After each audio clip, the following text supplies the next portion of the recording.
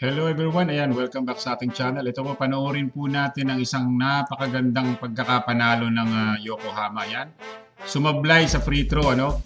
So yun, sinablay nila yung free throw nila at ito na-rebounds ng Yokohama. At ito nga, at kung makikita po ninyo, ayan, 11.1 seconds na lamang ang natitira. At ito nga, dala-dala ni Kawamura, no? Napakaganda ng play nila dito mga idol, ayan. Pag-screen ni Kai Sotto, ayun, kumat si Kai Sotto, binigay ni Kawamura kay, sino to? Kay YouTube. At ibibigay sana kay Kai Sotto, ayun, no? Ibibigay sana niya kay Kai Sotto. Libre na rin si Kai Sotto mga idol, kaso nakaabang itong isa.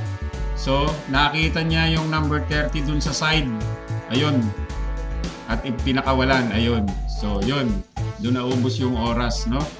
At kung mapapansin natin, ay binitawan niya ito na sa loob ng ilan. Ayun, 1.8. 1.8. Doon niya binitawan or 2 seconds. 2 seconds yata yan. Kasi 2.3, hawak-hawak pa niya yung bola. Ayun. So, sa 2 seconds, doon niya binitawan mga idol. So, napakaganda ng pagkakapanalo nila. Ayan, sarap ulit-ulitin magmula dun sa simula. Kung napapansin po ninyo, ayun, no?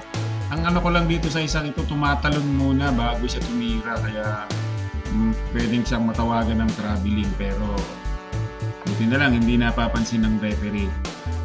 At yan ang ating update sa pagkakapanalo ng Yokohama. Kita-kita tayo muli sa susunod na video. God bless everyone!